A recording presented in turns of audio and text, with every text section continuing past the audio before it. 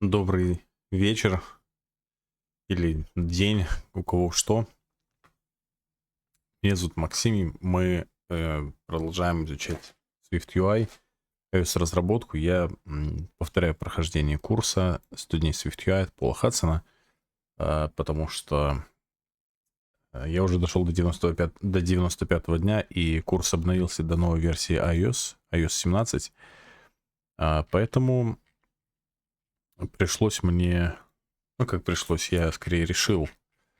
Я решил пройти его еще раз заново, быстренько пересмотреть, потому что изменений не так уж и много. Но, тем не менее, изменения есть. Изменения есть, поэтому пересматриваю его заново. Прохожу то, что не было пройдено или было пропущено в прошлый раз. И, собственно, заканчиваю этот курс уже до конца. Режим, при котором я изучаю это все в онлайне, показал себя очень качественно, потому что прогресс существенный идет. Вот. И давайте продолжим. В прошлый раз я закончил день 86. Мы начали новый проект, называется Flashzilla. Мы посмотрели, как использовать жесты в SwiftUI и как отключать взаимодействие пользователя с каким-то элементом, используя модификатор allows hit testing. Были некоторые новые интересные моменты, и мы переходим к 87-му дню, день номер 87, проект 17, часть 2. И я сразу же напишу тайм-код, что мы перешли к этому дню, и давайте приступать. Кори Хаус однажды сказал: код как юмор, когда вам приходится его объяснять, это плохо. Я уже касался чего-то похожего ранее. Необходимость писать понятный код, который эффективно передает наши намерения, является признаком хорошего программирования, и это сэкономит много часов на обслуживании и тестировании в будущем. Сегодня вы узнаете о мониторинге уведомлений с помощью фреймворка Combine от Apple и увидите, что код настолько прост, что едва ли требует каких-либо пояснений. И это несмотря на то, что он позволяет нам выполнять всевозможные виды мониторинга системных событий. Это происходит не случайно. Apple тратит много времени на обзор API, видимо, на API review или review API, когда кроссфункциональные команды разработчиков собираются вместе, чтобы обсудить то, что мы называем поверхностью API. Как он выглядит для нас, разработчиков, конечных пользователей, с точки зрения того, какие параметры он принимает, что он возвращает, как он называется, выдает ли он ошибки и как он вписывается в контекст. Обзор API сложнее, чем вы могли бы подумать, но в конечном итоге мы получаем отличную функциональность с удивительно малым количеством кода Swift и SwiftUI. Так что для нас это большая победа. Сегодня 3 темы в этом дне 87 до 87, в которых узнаете о фреймворке Combine, таймере, а также о специальных настройках для чтения. Triggering, how to be supporting. Окей. Давайте тогда будем переходить к первому видео этого дня.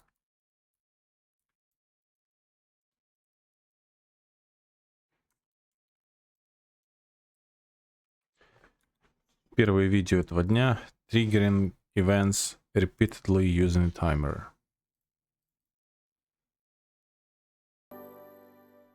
iOS comes with a built-in timer class that lets us run code on a regular basis.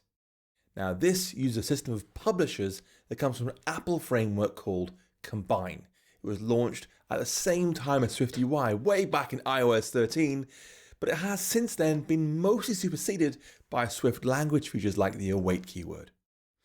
Now, Apple's core system library is called Foundation, and it gives us things like date, data, sort descriptor, user defaults, and much more. And it also gives us a timer class, which is designed to run a function after a certain number of seconds, but it can also run code repeatedly. Combine adds an extension to this, so timers become publishers, which are things that announce changes when the value changes. Now, the code to create a timer is real simple. We can say up here, let timer be a new timer that will publish every 1 second on main in common, and then auto connect. Now that one line of code does several things all at once. First, it asks our timer to fire every 1 second.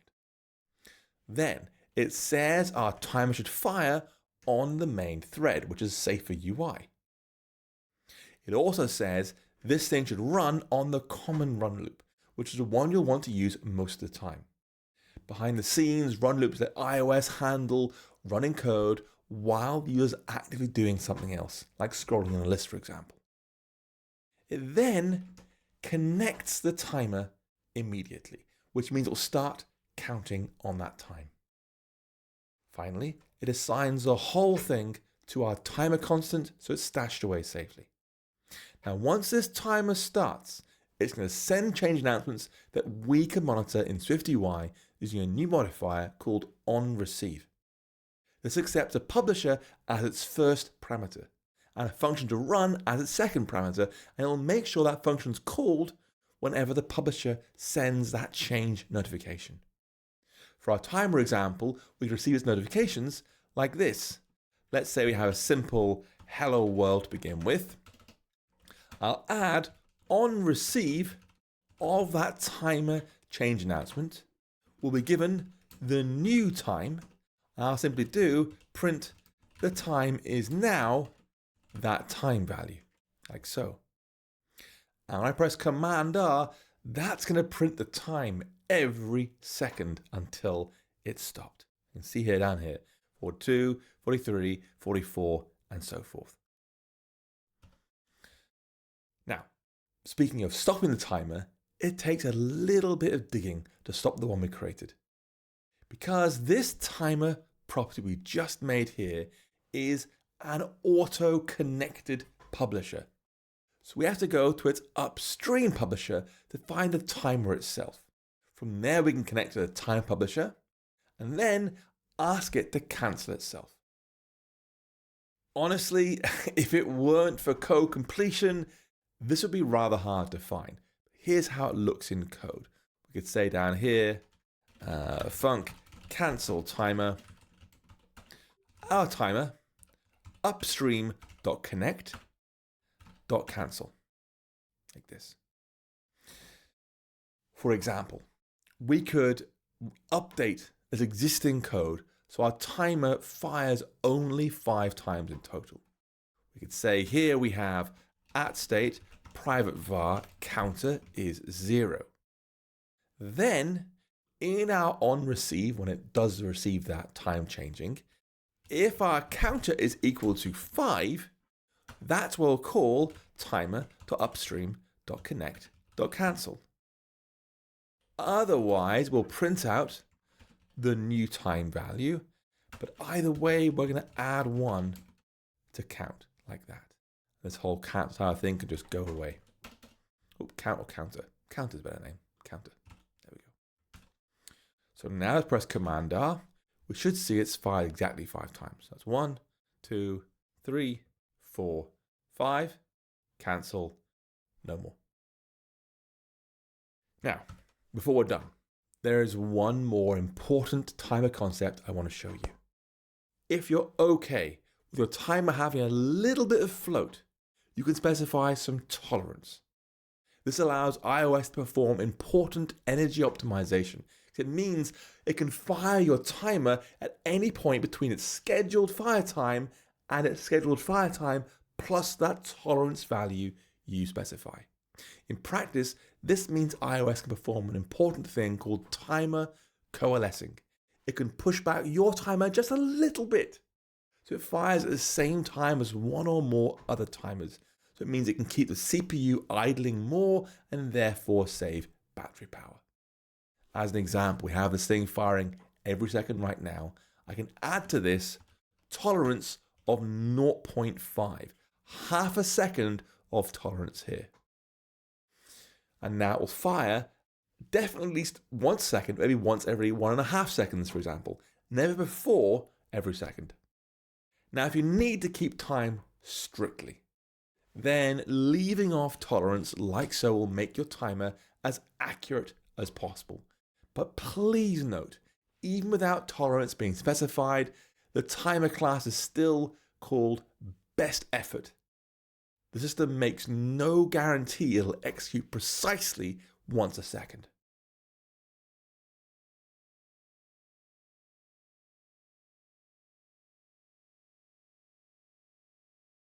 В общем, поговорили про таймеры. Что здесь мы сказали, что таймеры можно создать вот так. Timer.publish, every on in.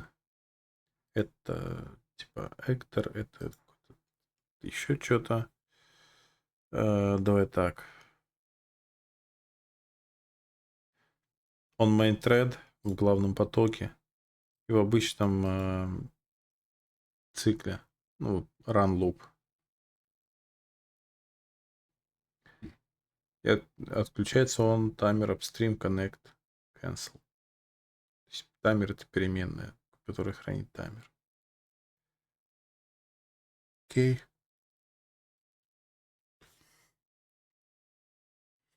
Пока что принципиально ничего нового.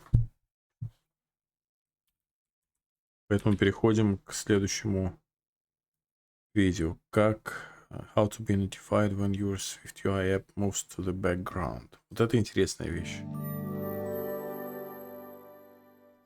SwiftUI can detect when your app moves to the background, i.e. when the user returns back to the home screen, and also when it comes back to the foreground. And if you put those two things together, it allows us to make sure our app pauses and resumes work correctly depending on whether the user can see it right now or not. This is done using 3 steps. First, we add a new property to watch an environment value called the scene phase.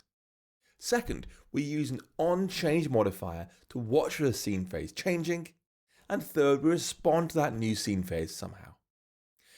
Now you might wonder why it's called scene phase as opposed to something to do with your app state. But remember, on the iPad, the user can actually run multiple instances of your app at the same time. They can have multiple windows known as scenes, each in a different state. Now, to see the various scene phases in action, we can try some example code here. We can say, firstly, there's a new environment value to read, which is called scene phase. I'll make a variable called scene phase to store that here. And then in our body, let's have a simple hello world again, like this, boom. I'm going to have an onChange of that scene phase here. Give me the new phase here, and we'll also read the old phase at the same time. Old phase and new phase coming in. So you can read both if you want to. And inside here, I'm going to say if our new phase is equal to .active, then we'll print we're in the active phase. Else if new phase is equal to inactive, then we'll print out inactive. Otherwise, new phase equal to the background phase, then we'll print out background. So handling all 3 phases here. Press Command R, run this thing back here. You can see it says active straight away. But try going to the home screen. So Shift Command H, go to the home screen. You'll see it's inactive, then background here. So you can see there are 3 scene phases you want to care about. Active scenes, they're running right now, which in iOS means they're visible to the user. On macOS, an apps window might be wholly hidden by another app window, but that's okay. It's still considered to be active. An inactive scene means it's running and might be visible to the user, but the user isn't able to access them for some reason. For example, if you're swiping down to partially reveal the control center, then the app underneath is considered inactive. Then we have background scenes. They are not visible to the user, which in iOS means they might be terminated at some point in the future. Понятно, есть 3 фазы, да? Активная, неактивная и бэкграунд. Окей. Активная — это когда вот приложение запущено, открыто на экране. Неактивная, например, когда мы Notification Center, или как он там, Control Center свайпим. А background — это когда приложение свернуто и невидимо вообще. Окей. Дальше.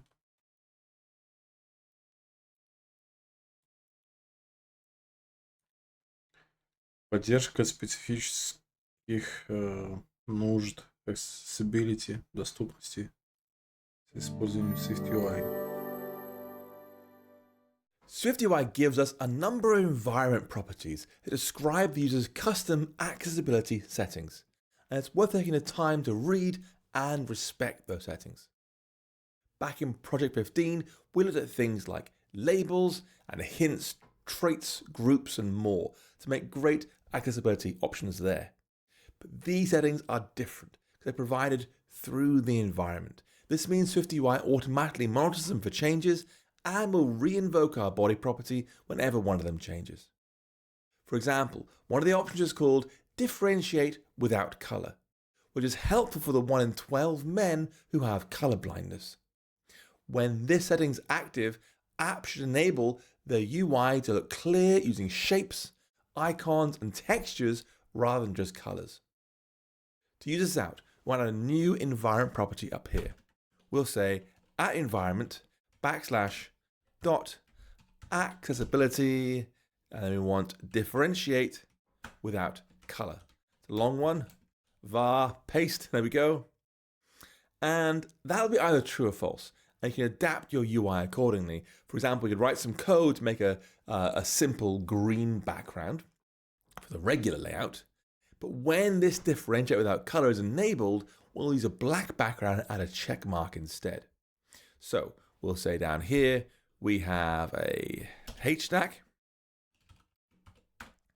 If we are in differentiate without color mode, like this, I'll do an image system name of checkmark.circle and a text of success, like so.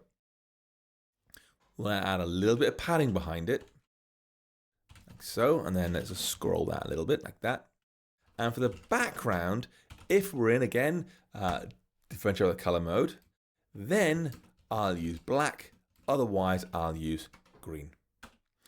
We'll add a foreground style of white and a clip shape of dot capsule, like so. Now, let's test it out. I'll press Command R here to build and run that code. Put it over on the left here in the side by Xcode window, like so. So here we are with no special settings enabled. What you can do is in the iOS simulator itself, you can just basically go to the settings app here and you'll find accessibility, boom. And then we want display and text size, and the option we want is differentiate without color. So let's check that one here.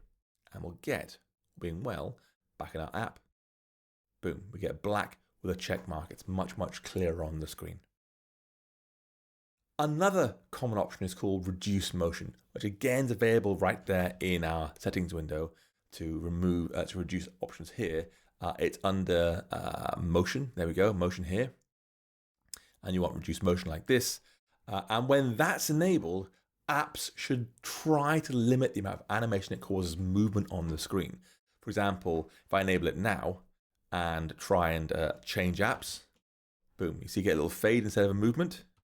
So you get fades instead everywhere instead of the movement. So the iOS app switcher itself is making views fade in and out rather than scale up and down. Now, with SwiftUI code, really this means you want to restrict the use of with animation as a function when it involves movement. And so we could say, let's get rid of this current version here. Let's say we now want accessibility reduce motion, like that. Var reduce motion. I'll make let's actually make the screen bigger for a start. And the other property here at state private var scale is 1.0 by default. Then inside the main view here, I'm going to make a button saying hello world. And when this button is pressed, if reduce motion is enabled, I'll do scale star equals 1.5 immediately. Make this thing bigger when it's pressed. Otherwise, I'll do with animation. Scale star equals 1.5. So it slides upwards in the scale. Either way, I'll have a scale effect here of that scale value, like so. Let's press Command R and give it a try over here in the simulator. So right now, I'll just press Hello World. You can see it just jumps up neatly because that setting's enabled right now. But if I relaunch the app and then go to the settings screen and turn off reduce motion, now things back to sliding around again, we're going to get scaling up, moving like that. Now, I don't know about you, but I honestly find this a little bit annoying to use. Fortunately, we can write a little wrapper around Hello Dogs, the with animation function, that will use UIKit's accessibility data directly, allowing us to bypass animation automatically. So we could make a little function up here. We could say func with optional animation, accept some kind of result to work with. Give me the animation like this. We use default by default like that. And then the body of our animation code will be here. This is a function that takes no parameters, might throw errors and will return some kind of result. This whole thing will be rethrows. It can throw those up further if it needs to, and returns that result. Now internally, we can say if UI accessibility is reduce motion enabled, that's the internal UIKit reduce motion value, then we'll do return try calling the animation body straight away. Otherwise, if we're still here, we'll return try calling with animation, that animation and the body we worked with. So it's a way to say, actually, sometimes just make the change, other times animate the change automatically by reading this reduce motion value here. So when Так, я пока что не могу понять, было ли это в оригинальном курсе. А именно вот эта вот анимация. Сейчас это быстренько гляну.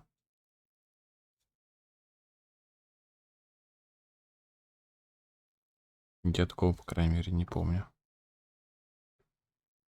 Anyway. it's true, just move the change immediately, like the scale value here, otherwise animated. The whole throws, rethrows thing here is more advanced Swift. That's covered in my book, Pro Swift. But this otherwise is a direct copy of the function signature for the with animation call. So two can be used interchangeably. In our case, that means down here when we have our little button code, we can simply say, boom, with optional animation and get the same result. It'll animate sometimes, but not every time. So here, again, reduce motion is turned off. It will fade up neatly. But if I go ahead and enable reduce motion, back in the app again, it will just snap up straight away going forward. Now, using this approach, you haven't got to repeat your animation code every time. One last option to consider supporting is called reduce transparency. And when it's enabled, apps should reduce the amount of blur and transparency used in their designs to make doubly sure everything's clear. For example, we'd use a solid black background when reduce transparency is enabled. Otherwise, we could use 50% transparency. Let's look at the code. We could say here, this one's called accessibility, reduce transparency. There we go. I'll do var, paste again. And then in our main view code here, I'm going to say text is hello world. Add a bit of padding around it. And then a background color. If we have reduce transparency enabled, I'm going to use black. Otherwise, I'm going to use black with an opacity of 0.5. We'll add a foreground style of white and a clip shape of capsule, like so. Anyway, let's complain slightly. Fine. Color dot black. You can do it. And color dot black. Oh, I see why. I'm being a chimp down here. Sorry. Color black dot opacity, like that. There we go. That's why it's complaining. I'm being an uber chimp. Fine. With that enabled, you can see, hopefully, when I run the code back, we should get a nice sort of grayish background like that. But over in settings, let's turn reduce motion off, perhaps. Under display and text size here is reduce transparency, and now the light gray will become a solid black. These features are really, really solid. Under display and text size here, but over in settings, let's turn reduce motion off perhaps.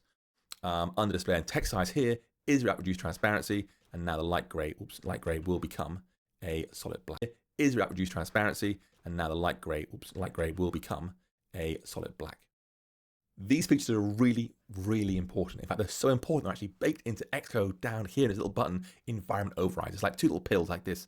This thing gives you quick access to all the important things. You can say, do we have reduced transparency on or off, or reduced motion on or off, or without color on and off, right there inside Xcode.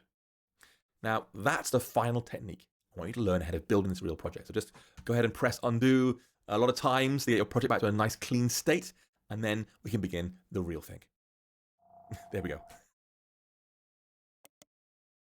Окей, на этом день закончился.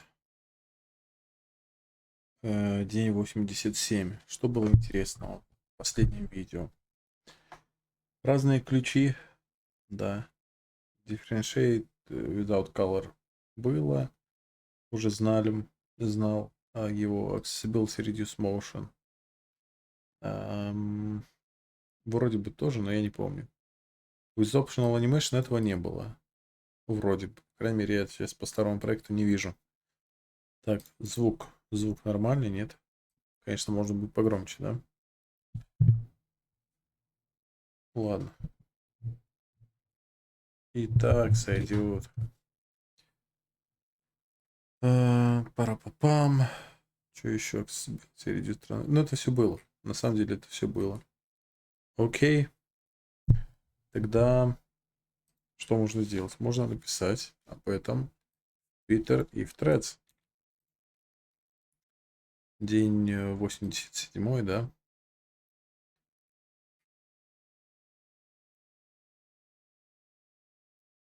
Это надо полистать тогда.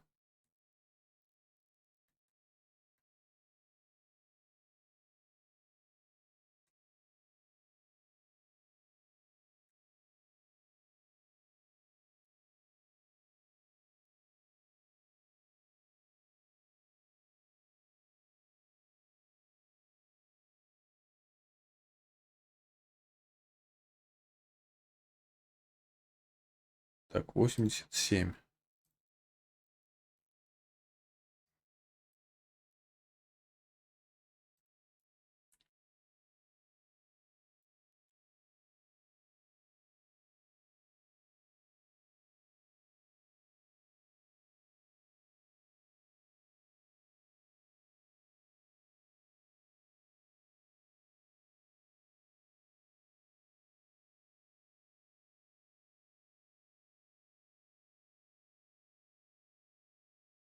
Окей, 87 день закончен. Посмотрим, что в 88-м. Долго ли он будет? 9 минут, 6 минут, 12 минут. Немного есть. Ну, так или иначе, давайте приступать.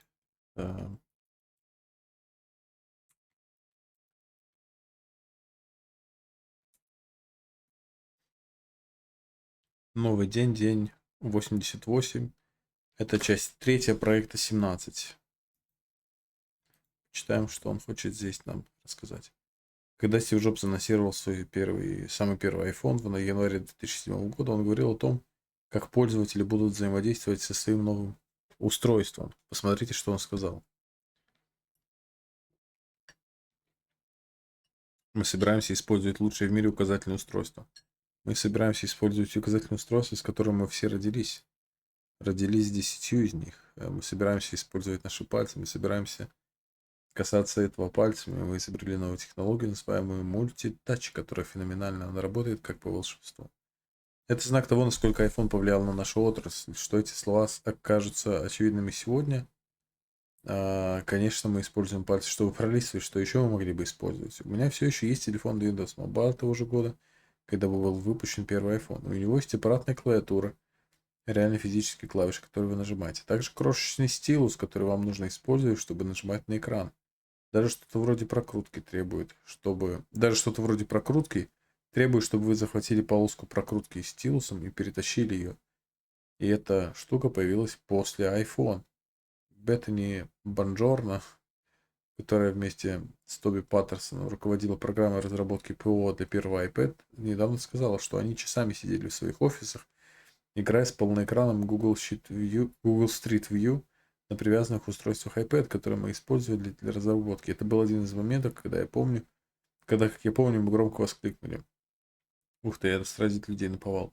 Сегодня мы начинаем реализацию нашего приложения, создавая перетаскиваемые карточки. Я надеюсь, что вы остановитесь, чтобы оценить, как приятно управлять экранным пользовательским интерфейсом с помощью пальцев. iPhone — это почти полностью огромный лист стекла, и великолепные жесты помогают сделать наши приложения реальными. Используйте их с умом. Сегодня проработаем 3 темы. Создадим стопку карточек, добавим жесты и будем использовать их для управления остальной частью пользовательского интерфейса. Окей, sounds good.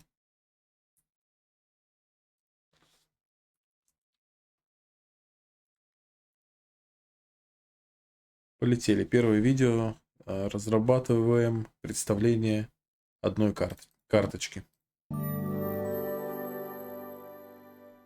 In this project, we want users to see a card with some prompt text on for whatever they want to learn, such as, what's the capital city of Scotland? When they tap it, we'll reveal the answer, which in this case, of course, Edinburgh. Now, a sensible place to start for most projects is to define the data model we want to work with. What does one card of information look like? And if you want to take the app further in future, you can store some interesting statistics around this, like number of times a card's been shown and number of times the card was correct. But here, we're only going to store a string for the prompt and a string for the answer. To make our lives easier, we're also going to add an example card as a static property. So we have some test data for previewing and prototyping. So go ahead and press Command-N, make a new Swift file. Call this thing card.swift, then press create. Inside here, I'll make a new struct called card that has 2 properties. One called prompt, which is a string, and one called answer, which is a string. Again, we want an example value inside here. So I'll say we have static let example is a new card with the prompt being who played the 13th Doctor in Doctor Who. Answer, of course, if you're a big Whovian, is Jodie Whittaker.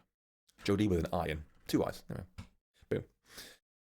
Now, in terms of showing this thing in a SwiftUI view, we need something slightly more complicated here because, yes, we want, 2 text labels shown one above the other, but we also want to have a nice white card behind them to bring our UI to life. Then add a touch of padding around it so the text won't go edge to edge of the card beside it.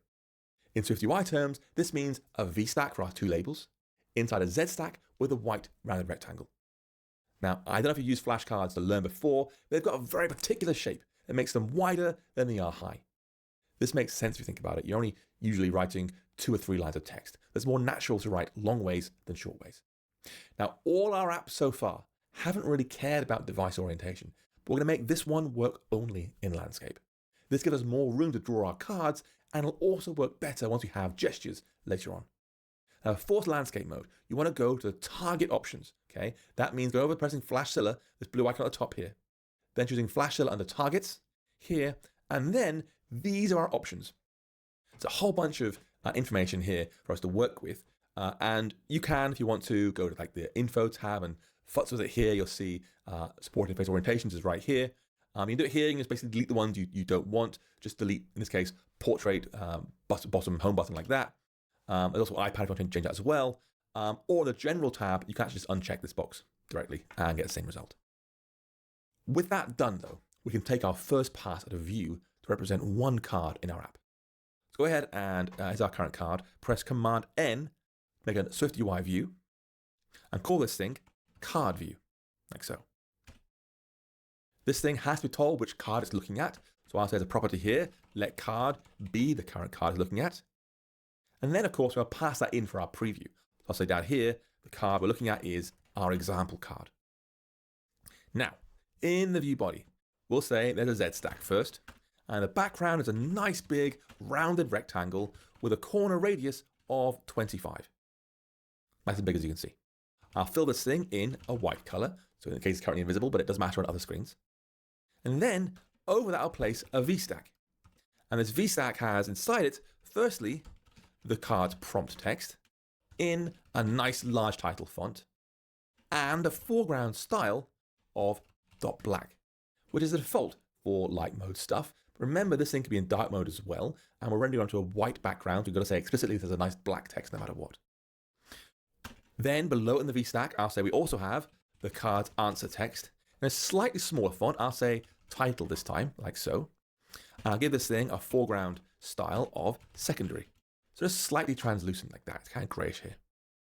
We'll add a little bit of padding to the VStack. I'll say we also have the card's answer text. In a slightly smaller font, I'll say title this time, like so. And I'll give this thing a foreground style of secondary. So just slightly translucent like that. It's kind of grayish here. We'll add a little bit of padding around this thing, so 20 points on every edge. Can't go right to the very edge of the card. And give it a multi-line text alignment of center. So it aligns neatly like that. And then, as well as all this information, we're going to say, actually, our Z-stack's got a precise size as well. Here, we'll say this thing has a frame width of 450, height of 250, like so. And it looks clipped in there as intentional. It'll be in landscape mode for a start. This sizing is no accident. The smallest iPhones have a landscape width of about 480 points. So this means our card is fully visible on all devices. So at this point, we've got our nice little card design here. You can see our card showing. You can't see it's a card because again, it's a white background going on, doesn't stand against the background of our view. This has become doubly problematic when we have a big stack of cards to work through. They'll all have white backgrounds and they'll kind of blend into each other on the screen. There's a simple fix for this. We can add a shadow to the rounded rectangle up here. So we get a gentle depth effect. This will help us right now, making our white cards stand out against the white background. When we start adding more cards, it'll look even better. The shadows will add up and get stronger and stronger. So at a modifier here, below this fill white, we'll say the shadow with radius of 10 points. And now you can see our actual card there. You can see both the prompt and the answer at the same time, which isn't great, but the idea is sound. Obviously though, having both prompt and answer at the same time isn't going to help anyone learn. And so to finish this step, we're going to hide the answer label by default and toggle its visibility whenever the card is tapped. And so we're going to add some new state to this view. We'll say at state, private var is showing answer is false. And now we can wrap our answer text in a condition checking that Boolean. We can say if is showing answer, then do our answer text like that. And with that simple change, it means it'll now only show the answer when is showing answer is true. And the final step is to add an on-tap gesture to our Z stack, which means going down, finding our frame here, and adding an on-tap gesture here. We'll do on-tap gesture is showing answer dot toggle. So when I tap on the card, just go ahead and show or hide the answer like that. Now, in this instance, using a tap gesture like this works better than a button because we'll be adding dragging as well. So we have two gestures fighting at the same time, and we can resolve that neatly with a gesture around the button. Don't worry, we'll make sure and fix up all the accessibility later on too. Now that's our card view done for the time being. So you want to see it in action, you can do. Just go ahead and go to content view over here and replace its default body code with just one card view, with a card being our example card like that. And I'll press Command R to run this code back. And you'll see straight away the home indicator moves to the bottom of the left side here. The phone is now actually in landscape mode automatically. It will not be in portrait, it only does landscape now, like that, which is what we asked for. We turned off portrait mode, which is great because it fits the card very nicely. And our default card appears. It's a good start. And now, like that, which is what we asked for. We turned off portrait mode, which is great because it fits the card very nicely. And our default card appears. It's a good start.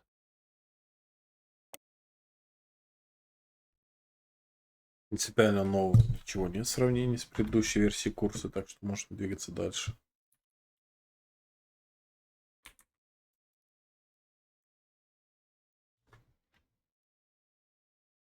Следующее видео.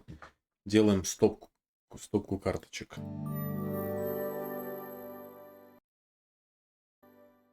Now that we've designed one card and its associated Flash 6, привет, привет, привет. Ничего не смотрите ли в Swift, но выглядит прикольно.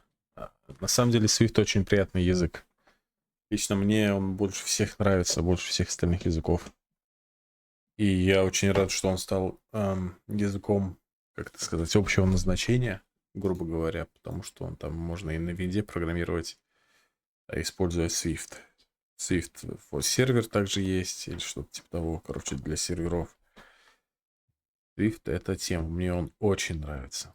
Card view, the next step is to build a stack of those cards to represent the thing our users try and... На винте как? Ну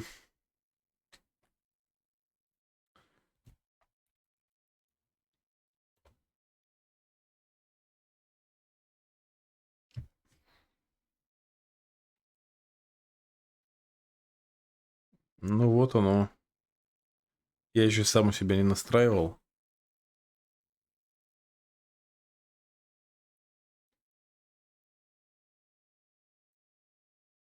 Ну, можно это все дело сделать.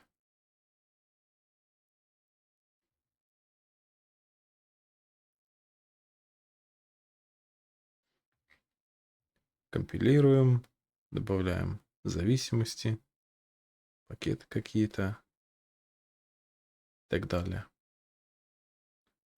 Стоять.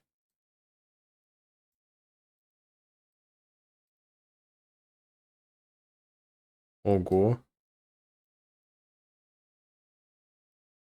Неплохо. Неплохо.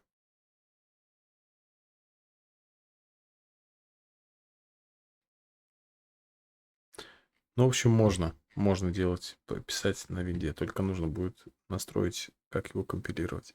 А так у меня в VS Code у меня стоит расширение для Swift. Вот оно подтягивает разрешение, как это сказать, не разрешение, расширение файла подтягивает .swift. В общем,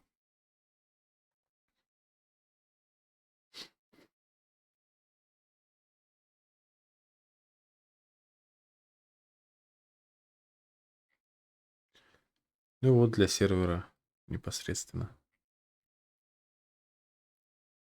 Можно писать Swift.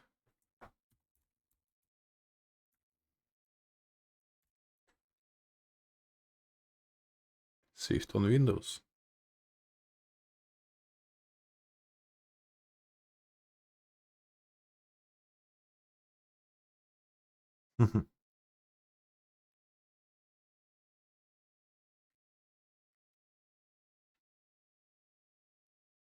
Он становится кроссплатформенным, получается. Точнее, уже стал. Но, в общем, это возможно. learn. Now, this stack will change as the app is used. Users are going to be able to remove cards over time. So we're going to mark this thing with @state. Now, right now, we have no way of adding cards. So we're going to add a stack of 10 using our example card. Swift arrays have a helpful initializer built in called init repeating count, which takes one value and repeats it a number of times to create the array. In our case, we can use that with our example card to create a simple test array. So we'll start with a new property here in our content view. We'll say @state private var cards. This is an array of card repeating that example value for the count of 10. Give me 10 example cards here. Now our main content view is going to contain a number of overlapping elements inside stacks. But for now, we're just going to put this into a rough skeleton. Our stack of cards will be placed inside a single Z stack. So we can place them partly overlapped with a neat sort of 3D effect. Around that Z stack will be a V stack. Right now, that V stack won't do much. But later on, it'll allow us to add a timer above our cards. Around that V stack will be another Z stack. So we can place our cards and timer on top of a background. Now, right now, these stacks probably feel like overkill, but it'll make more sense as we progress. The only complex part here of our next code is how we position our cards inside the card stack so they have that slight overlapping. I've said it before, but the best way to write SwiftUI code is to carve off any messy calculations so it handles methods or modifiers. In this case, we're going to make a new method called stacked that will make a position in the array along the total size of the array and offset a view by some amount based on those values. This allows us to create an attractive card stack where each card is a little bit further down the screen than the one before it. So we'll add a new extension here in content view to do just that. This will be a new modifier, so an extending view. We'll call this thing stacked at some position integer in a total count of int, and it return some view. Now inside here, we're going to calculate our offset. We'll say the offset value is the double of our total card count minus our position. So how far through we are in the deck. We'll then return the current view, offset with an X value of 0, but a Y value of offset times 10. So 10 points down, 10 points down, 10 points down, again and again and again, as the position increases further and further and further. So as you can see, we're pushing our views down by 10 points for each place they are in the array. We have 0, the top card, then 10, 20, 30, and so on. Now with that simple modifier, we can now build a really nice card stack effect using the layout I described earlier. So let's replace this current card view example view here with that triple stack. So we've got a Z stack on the outside, then a V stack, then inside there another Z stack. This is our cards. This is the timer next to the cards above it. And this outer one lets us place that whole thing over a background image. Inside the innermost Z stack here, this one, we're going to count for each 0 to cards.count with ID of \self. Give you the index coming in. And then inside there, we'll draw a card view. And the card will pass in is whatever's in our cards array at that index. This is where offset comes in. I'm going to tell this thing to be stacked at our index in the array of cards.count. Like that. Now, let's run this back. Press Command R now. See how it looks like. You should be able to see the shadow effect building up. Boom, there we go. So you get a real thick shadow because many cards are now overlapping again and again and again. As the card depth increases, the shadow increases here, and it's very, very stark against this white background. But if we have a background picture, you'll see it looks better. Now in the GitHub files for this project, again, github.com/2straws/hackingwithswift, you're going to find two files. I have them here already. Background at 2x and background at 3x. These are the pictures here. Those are what we're going to put behind our cards. So go ahead and open up the asset catalog here and just drag these two files. Hello, other dog. Drag these two files into asset catalog and then add it here neatly. And now we can add an image in our content view. So inside the initial Z stack, this is just here, before the V stack. So right here, we're going to place that new image. We'll say image.background is resizable and ignores the safe area. It goes edge to edge in all dimensions. Like that. Come on. Let's press Command R again and see how it looks now. That background shadow is obviously much less stark now. So we've got a slightly darker background, but it makes the whole thing look a lot better.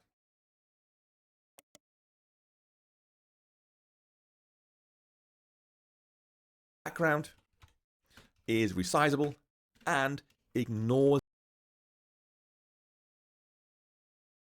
Тоже вообще ничего нового нет. Все как было. Хорошие напоминания.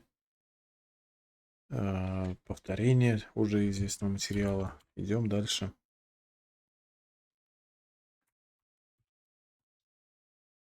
Следующее видео. Moving views with DragGesture and offset. Перетягивание. SwiftUI lets us attach Элементов. custom gestures to any view.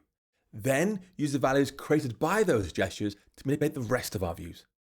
To demonstrate this, we're going to attach a drag gesture to our card view so it moves around the screen. And we'll also use the values made by that gesture to control the opacity and rotation of the view.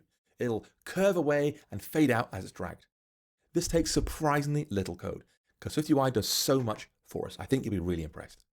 First, over in our card view, let's add a new @state property here to track how far users drag this card. We'll say here, @state private var offset is cgsize.0, so no drag by default. Next, we're going to attach 3 modifiers to our card view, placed directly below this frame modifier here. Remember, place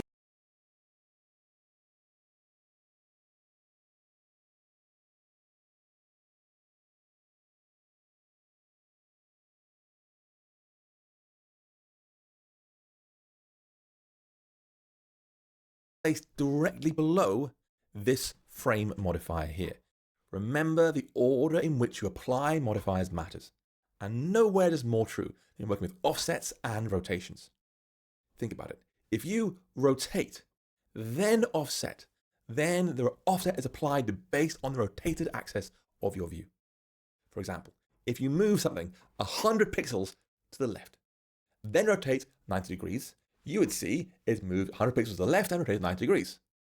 But if you rotate 90 degrees first, then move 100 pixels to its left, you end up moving something 90 degrees first and then directly down the way because its angle has changed. Its content of left got rotated.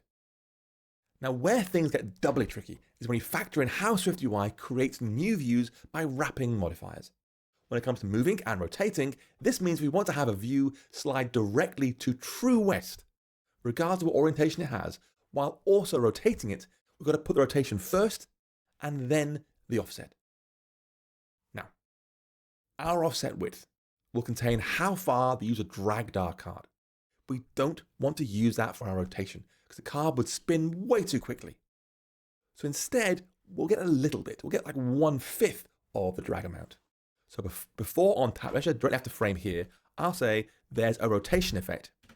And we'll rotate by degrees, the double of our offset width, like that. In fact, not even double required here, sorry, not even put there. Our offset width divided by 5. So just 1/5 of our thing. That's why double is required. I'm being silly. Doesn't know what I mean. Let's try 5.0. There we go. That's much happier. So we're saying just take 1/5 of my offset amount here.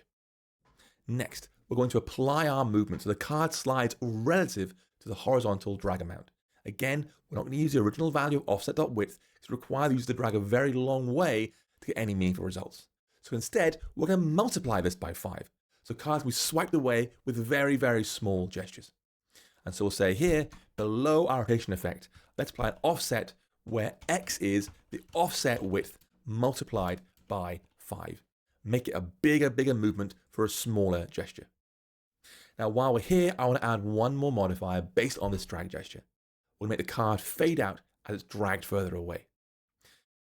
The calculation for this takes a little bit of thinking, and I really wouldn't blame you if you want to spin this off into a method rather than try and put it in line here. Here's how it works. First, we're going to take 1/50th of the drag amount so the card doesn't fade out too quickly. Make it a really slow fade out.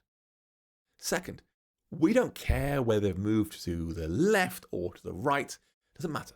The left will be negative numbers and the right's positive numbers. We don't care either way. So we're going to put our value through the abs function, ABS. Now, this function is given a positive number, it returns the same number. When it's given a negative number, it removes the negative sign and therefore returns the same value as a positive number. Then we'll use that result, subtract from 2. Now, the use of 2 here is intentional. It allows the card to stay opaque while being dragged a little bit. So the opacity is like 2 here, 1.5, 1, the fully opaque still, and then it goes further, and then it becomes transparent. So when it's not dragged at all, it's 2, a little bit, it's 1, you go further than 50 points left or right, then we subtract that from 2. So it means the card's fully opaque in the center, but beyond 50 points left or right, we start to fade out the card. Until 100 points left or right, the opacity is 0. Again, 1/50th of the movement value. And so here, below the previous 2 modifiers, I'm going to say we have an opacity of 2 minus the double of the abs of our offset.width divided by 50. So a fraction of it taken away from 2. So we've made a property that will store the drag amount. And we've used 3 modifiers down here that all change the way the view is being rendered. What remains now is the most important part. We'll actually attach a drag gesture to our card to update offset as the user drags the card around. Drag gestures have 2 useful modifiers of their own. They attach functions to be triggered when the gesture is changed, so they're called every time they move their finger, and also when the gesture is ended, when they lift their finger off the screen. Both these functions are handed to the current gesture state to evaluate. In our case, we're going to read the translation property to see where the user is dragged to, and we'll also use that as our offset property. But you can read the start location, the predicted end location, and more. When it comes to the ended function, we'll be checking whether the user moved it more than 100 points in either direction. We can prepare to remove the card. If they haven't though, only a small drag, we'll set offset back to 0. So we'll add a new gesture modifier just below the previous 3 modifiers here. We'll say it's a gesture, like this, with a drag gesture inside. And when this thing is changed, give me the gesture coming in, and we'll set our offset to be gesture.translation. When it's ended here, we can ignore the value coming in. If the value our drag so far is greater than 100, positive or negative, then we will remove the card. So we'll say here, if the absolute value of our offset width is greater than 100. Then we'll remove the card. Obviously more code to come later on. Otherwise, we'll set offset back to 0. The card was not removed. Let's give it a try. Let's press Command R and run it back. We should find our cards will move, rotate, and fade away as they're dragged. Let's find out. There we go. Boom. Very nice. You can see it's fading away. It stays opaque in the very middle. So this whole area here is fully opaque. You get 50 points of either side movement to be fully opaque. Notice the way the card moves further than my actual cursor does as well. That's because that multiplies in there. And it fades out neatly as you get really, really far away. Like that. And when I release, boom, it snaps back to the middle again. Go too far, it will just go away like that. So very far away, it's just gone. It just disappears like that. Because we aren't doing anything here. So that's a comment here saying remove the card. Like that. This works well. But to really finish the step, we've got to fill in this whole remove the card comment so the card's actually removed in the parent view. Now, we don't want our card view to try and call up to content view and manipulate its data directly, because that causes spaghetti code. Instead, a much better idea is to store a closure parameter inside our card view that can be filled with whatever code we want to later on. It means we have the flexibility to get a callback in our content view without explicitly tying the two views together. And so we'll add a new property to our card view up here, below card. So this one here, the one below it here, this is called removal. And it'll be a function that accepts no params and returns void. And it's optional and nil by default. So we take no parameters, send nothing back, and default to nil. We don't have to provide it unless it's explicitly needed. And now we can replace this remove the card comment here with a call to that closure. We can call removal. It's optional, it might not be there, so I'll call question mark, open and close parens. That means the closure is only called if it's actually been set with a value. And now back in our content view, we can write a method to handle removing a card, then connect that to the closure. So over in content view here, let's make a method here that takes an index in our cards array and removes the item. So I'll say down, remove the breakpoint. Down here, we have func remove card at index and int. We'll call cards.remove at that index, like so. And finally, we can update the way we create our card view. So we use trailing closure syntax to remove the card when it's dragged more than 100 points. This is just a matter of calling the remove card at method we just wrote. But if we wrap that inside a with animation call, then the other cards will automatically slide upwards. So up here in our little for each here, you can see we're making our card view right here. I'll pass in that trailing closure and say when it is triggered with animation, call remove card at whatever index we have right now. Go ahead and run the code again. Hopefully it should look great. I'll drag it off, remove it, and they all just run the code again. Hopefully it should look great. I'll drag it off, remove it, and they all just slide up like so, with some nice Xcode error appearing down here. But you can see it's looking very nice. Boom. As more and more get removed, the cards are running out slowly. The last one is gone.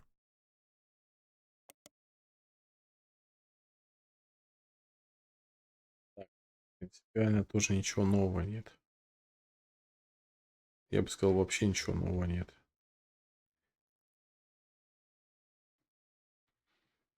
Но у меня почему-то до сих пор не отображается. Whatever index we have right now. Go ahead and run the code again. Hopefully it should look great. I'll drag it off, remove it, and they all just slide up like so, with some nice Xcode error appearing down here. But you can see it's looking very nice. Boom. As more and more get removed, the cards are running out slowly. So the last one is gone.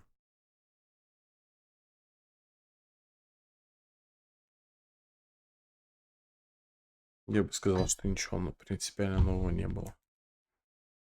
Поэтому можно просто написать, что я закончил день 88.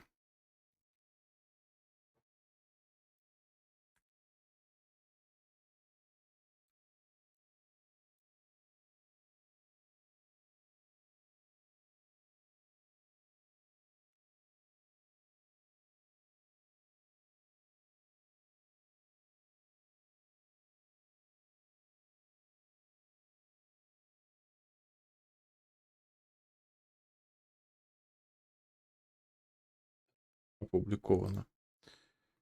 Окей, день 88 закончен. Что насчет дня 89? 8 минут, 6 минут, 4 минуты. Ну, так как я должен все-таки в день проходить хотя бы 3 занятия, и у меня как раз останется, ну не как раз, а один день я, наверное, все-таки не успею закончить именно 28 числа. Возможно, я 1 числа смогу закончить. Хотелось бы 1 числа закончить. Максимум 2. Максимум 2. Но вообще будет видно. Вообще будет видно. Сейчас, конечно, я уже очень хочу спать. Наверное, JavaScript я не буду сегодня заниматься. Что у нас там вообще в JavaScript? Класс к классам я, да, перешел.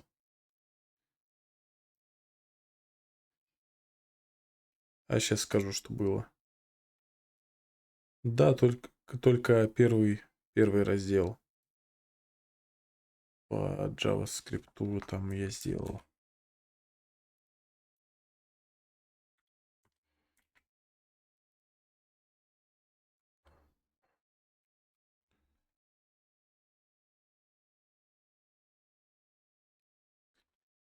Эм,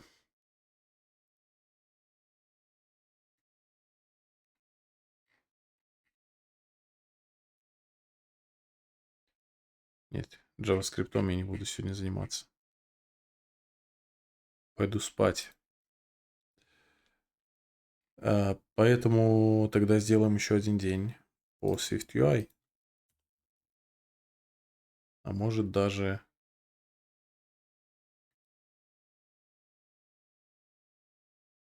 2.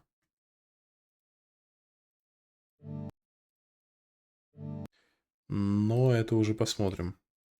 Окей, тогда начинаем день 89.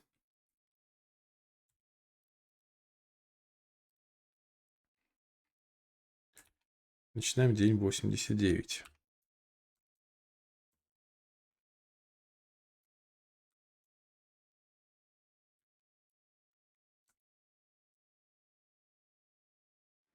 Окей, поехали. Сначала почитаем, что он здесь нам говорит. Продолжаем, значит, разработку проекта, реализацию проекта. И мы увидим, как мы добавляем таймер, чтобы дать людям небольшой стимул думать быстрее.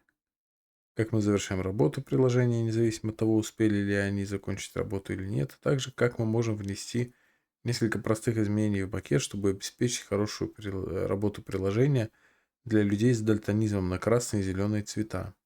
Хотя мы рассматривали accessibility в отдельном проекте по технике, здесь мы фокусируемся на одной конкретной потребности в доступности, поскольку один из 12 мужчин или человек, я не знаю, страдает дальтонизмом, это, на удивление, распространенная потребность в accessibility. Но, как говорит сторонник accessibility Дебра.ру, доступность позволяет нам раскрыть потенциал каждого. Не позволяйте вашему кодексу сдерживать кого-то из-за того, каким он родился. Сегодня вам предстоит проработать 3 темы, в рамках которых вы добавите цветовое кодирование к нашим жестам, будете использовать таймер для отображения прогресса и многое другое. Окей? Тогда переходим к первому видео.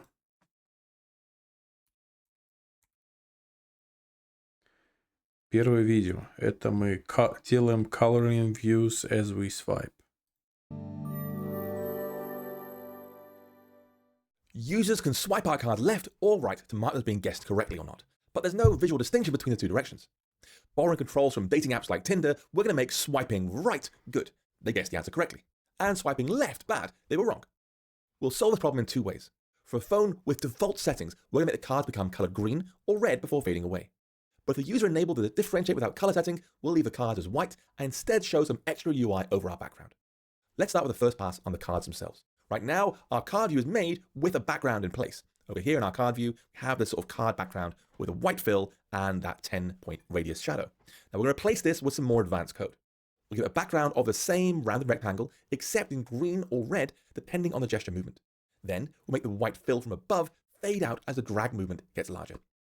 First, the background. Before we have this shadow modifier here, I'm going to apply a background color.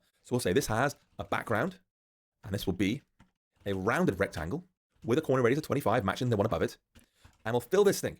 If our offset width is greater than 0, we'll fill with green. Otherwise, we'll fill with red.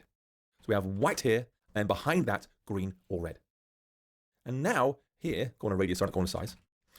For the white fill opacity, this is going to be similar to the opacity modifier we added previously, except we're going to use 1 minus 1/50th of gesture width, rather than 2 minus gesture width. This creates a really nice effect. We used 2 minus earlier, so it meant the card would have to move at least 50 points before fading away. But for the card color, we're going to use 1 minus, so it starts becoming colored straight away.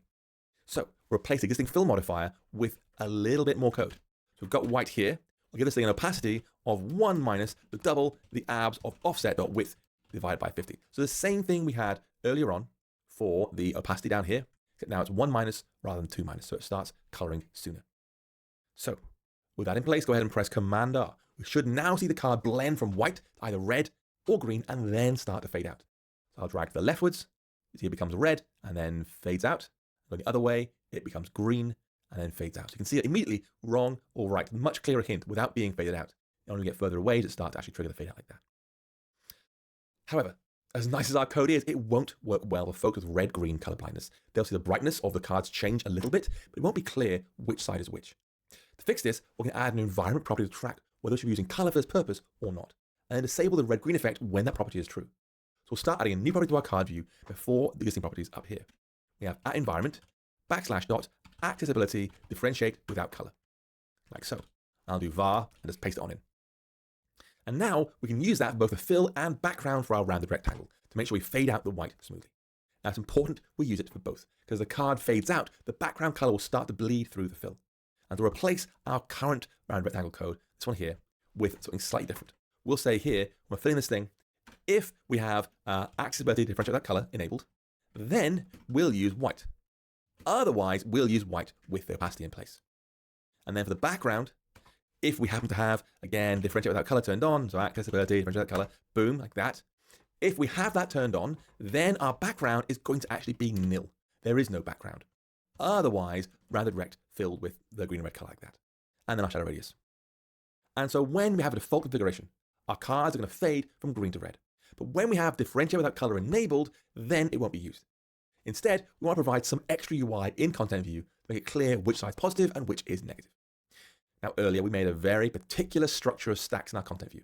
We had a Z stack, then a V stack, then another Z stack. And that first Z stack, the outermost one, allows us to have our background and card stack overlapping. But we're also going to use this to put some buttons in that stack so users can clearly see which side is good. First things first, we're going to add the same property, this one here, differentiate by color, boom, copy that and paste into content view so we can read that value there as well. Boom. And now we're going to add some new views directly after this V stack. This V stack here, leave it in place. Directly after it, that's where we add our extra UI. We're going to say, if we are in accessibility differentiate by color mode, make another V stack. And this is going to contain a spacer, then a H stack here with an image of system name xmark.circle. So clearly the wrong side of things. I'll give this thing a little bit of padding. A nice background color. We'll do .black.opacity 0.7. Then a clip shape of .circle. Then a spacer. And on the other side, the good side, I'm going to copy and paste this image, like so. This thing here, this time will be a check mark .circle, because it's the good side of things, but same padding, same background, and same clip shape. Now this whole H stack is going to be given a foreground style of white, a font of large title, and a little bit of padding. Doesn't quite go edge to edge. So here you can see we're making an extra V stack. This time, starting with a spacer, so it's going to push all the images in the stack to the very bottom of the screen. And with a condition wrapped around the whole thing, this will only appear when differentiate the color is enabled. So most of the time, our UI stays as it was. Let's press Command R, run the sim, and see how it looks. Here it is. There's yes and no enabled. If we go to our environment overrides, we can toggle that on or off. So here, let's say enable overrides. And now we're writing it correctly. It's on, it's off, like that. So it's showing them correctly and handling it for us very, very nicely. Now, all this extra work matters. It really makes sure that every user gets a great experience regardless of their access needs. And that's what we should always be aiming for. Окей, идем дальше. Не идем, а бежим.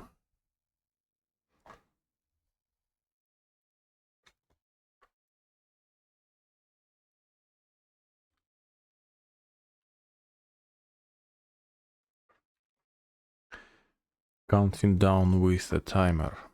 Таймер обратного отсчета. If we bring together Foundation, SwiftUI, and Combine, we can add a timer to our app to add a little bit of pressure to the user. Now, a simple implementation of this doesn't take much work, but also has a tiny bug that requires some extra work to fix. For our first pass of the timer, we're going to create two new properties. The timer itself, which will fire once a second, and a time remaining property, from which we'll subtract 1 every time the timer fires. This allows us to show how many seconds remain in the current app run, which should give the user a gentle incentive to speed up. So let's start adding two new properties to our content view. Up here, we could say at state private var time remaining equals 100. And then let timer be a new timer, publishing every 1 second on the main run loop in the common modes. And I'll auto-connect that. So giving the user 100 seconds to start. And we'll start a timer that fires 1 second on the main thread. Now, whenever this timer fires, we want to subtract 1 from our time remaining property, so it counts downwards. Now, we could try and do some data mathematics here by storing a start date and showing the difference between that and the current date, but there really is no need, as you'll see. We're going to add a new onReceive modifier to the outermost Z stack in our view hierarchy here in Content View. I'll say onReceive timer, give me the time coming in. Then, if our time remaining is greater than 0, time remaining minus equals 1. So we've got a trivial condition here, just to make sure we never stray into negative numbers. So this starts our timer at 100 and makes it count down to 0. But of course, we're going to actually display it somehow. This is as simple as adding another text view to our layout, this time with a darker background color to make sure it's clearly visible. To do this, we'll go inside the VStack around our cards, this one here, and we will use this to show our time remaining. We'll say simply here, we have the text, time is time remaining, like that. There we go, it's quite small right now, in a font of large title, looking better, with a foreground style of white, add a bit of padding. Let's do horizontal padding of 20, and then we'll do vertical padding of 5. That's neatly balanced. Then add a bit of background to this. I'm going to use .black to opacity 0.75, and then a gentle clip shape of capsule, like that. So now we have a nice clear time remaining, counting down, as you can see, all the way down. If you want to, you can go ahead and run the app view and see how it looks. So hopefully we'll see. Boom, our timer, we have 98, 97, 96, and I'm going to press Shift-Command-H to go to the home screen. So we're on, let's do 90. Boom. Home screen now. I'm here on the home screen doing stuff, whatever. And then I'm thinking, well, okay, I've done my thing, check my email, whatever. I'm going to go ahead and return back to my app, pressing the Flashzilla icon here on the home screen. And you'll see our time was 88 seconds, not what we are on 90. So what you'll find is the timer shows some kind of value 2 to maybe 3 seconds lower than we had in the app previously. The timer will run for a few seconds in the background and then pause automatically until the app comes back. We can do better than this. We can detect when our app moves to the background or the foreground and pause or restart our timer appropriately. First, we're going to add two new properties to store whether the app is currently active. We'll say up here, at environment, scene phase, var scene phase. And then at state, private var is active, is true. Now we have two, because the environment value is going to tell us, is the app active or inactive in terms of its visibility. We'll also consider the app inactive if the player's gone through their full deck of flashcards. It'll be active from a scene phase point of view, but we don't have the timer ticking anymore because the cards are all gone. And so we're going to now add an onChange modifier that will track that scene phase changing. Down here. Here's onReceive. We'll say onChange of that scene phase. If the scene phase is now equal to active, we'll do is active is true. Otherwise, is active is false, like that. Setting that thing true or false based on what we had before with one equal sign Hudson. There we go. And now we can modify our onReceive modifier here. So it exits immediately if is active is false. So I'll say simply guard is active, else return. So when active is false, just bail out straight away. And with that small change, the time will automatically pause when the app moves to the background. So we're on 96 home screen. Count, wait as long as you want, whatever you want to. And back into Flashzilla, the exact time we left off. We no longer lose any mystery seconds. Принципиально нового тоже ничего нет. Чисто повторение. Следующее видео. Editing the app with allows hit testing.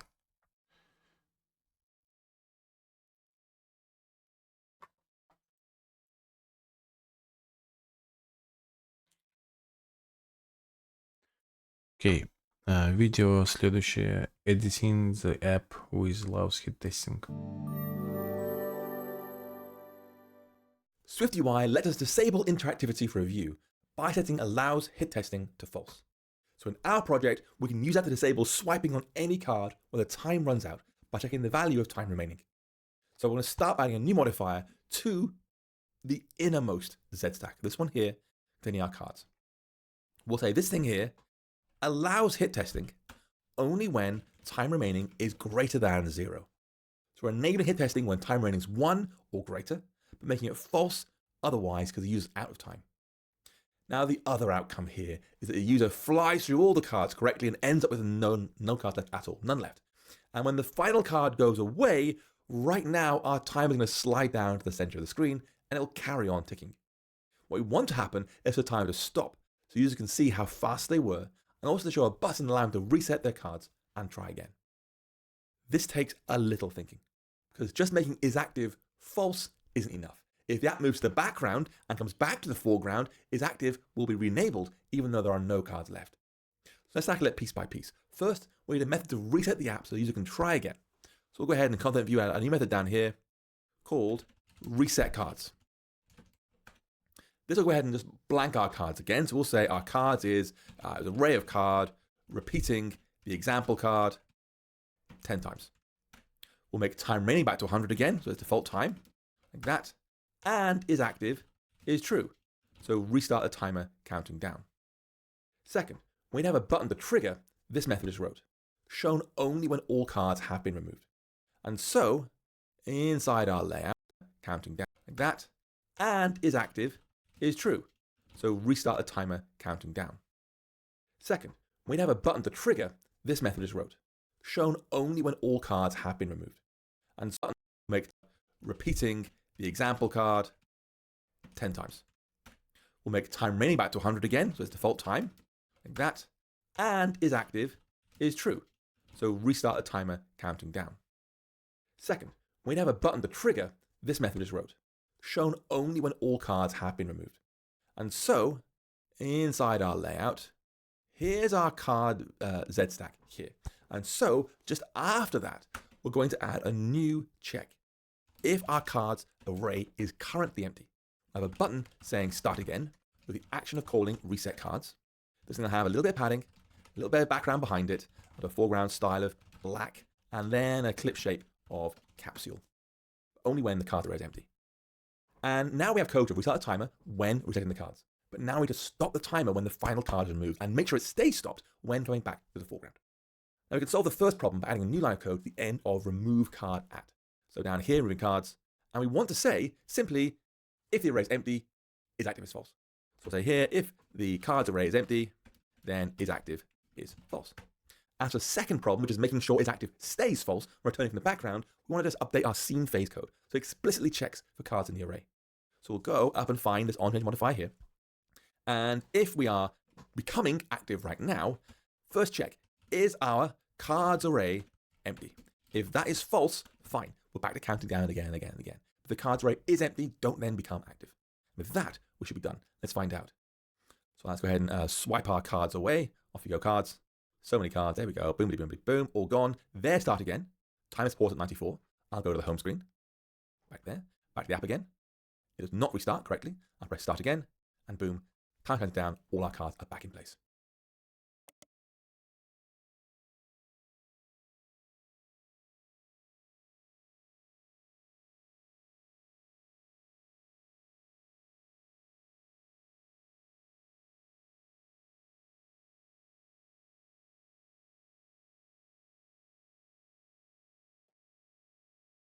Хочу сказать, закончил еще один день. Рассматривать тоже принципиально ничего не поменялось.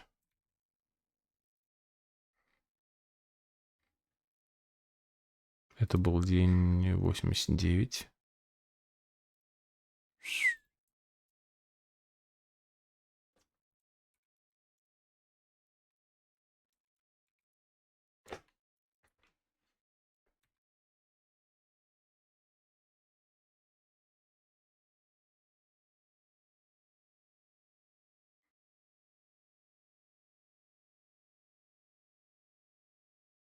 Так, здесь у нас 12 минут, тут 14 минут, если еще один день, да, брать.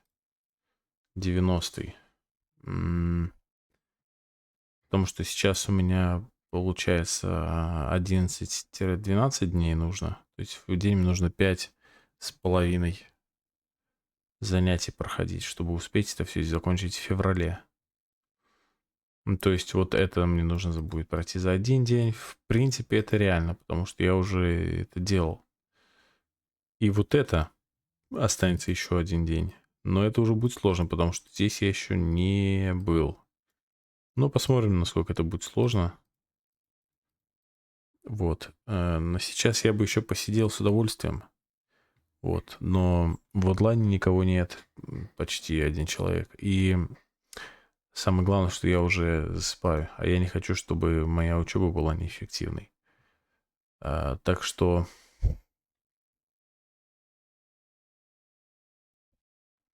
мне нужно сейчас еще вот это разочек пересмотреть концовку. I'll go to the home screen. Back there. Our card. Check.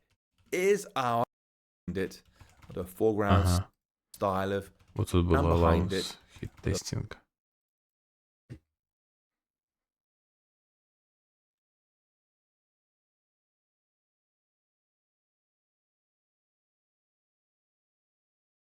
Угу. Окей, я понял. Так, ну, что я хочу сказать. Поздравляю. 89-й день закончен. Осталось, вот, начиная с 90-го и ниже. Тут 5 дней, 6, еще 4, 10. И 11 это финальный экзамен. Вау, вау. Ну, все равно еще 10 дней, 11, да. Это как бы 10-я часть всего курса. Но я думаю, что за 2-3 дня я все это сделаю. Все эти 10-11 дней. За 3 дня. Что означает, что, скорее всего, я закончу этот курс 1 марта. Если это будет правда, если я закончу его 1 марта, то это будет означать, что я, в принципе, закрыл один огромный пункт, который на этот год я планировал. И можно будет написать везде, что я прошел этот курс 100 дней SwiftUI. 2 раза я его прошел. Ну окей, я уже начинаю засыпать, поэтому хочу поблагодарить тех, кто был в эфире, тех, кто смотрел это в записи на Ютубе или на другом каком-то ресурсе, если оно по какой-то причине окажется там. Если вы еще не подписаны на мои ресурсы, на мой YouTube канал, на мой Twitch, подписывайтесь. Я каждый день выхожу в эфир на тему либо SwiftUI, либо JavaScript, либо и то, и другое. Вот. В любом случае, если хотя бы одна из этих тем вас интересует, вы найдете для себя что-то интересное.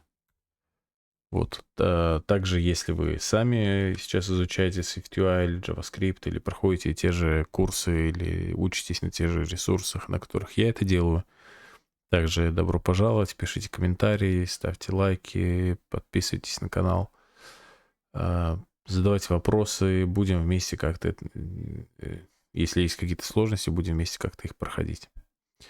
Вот, а на сейчас это будет все. Спасибо еще раз за просмотр. Увидимся с вами в следующий раз. Пока.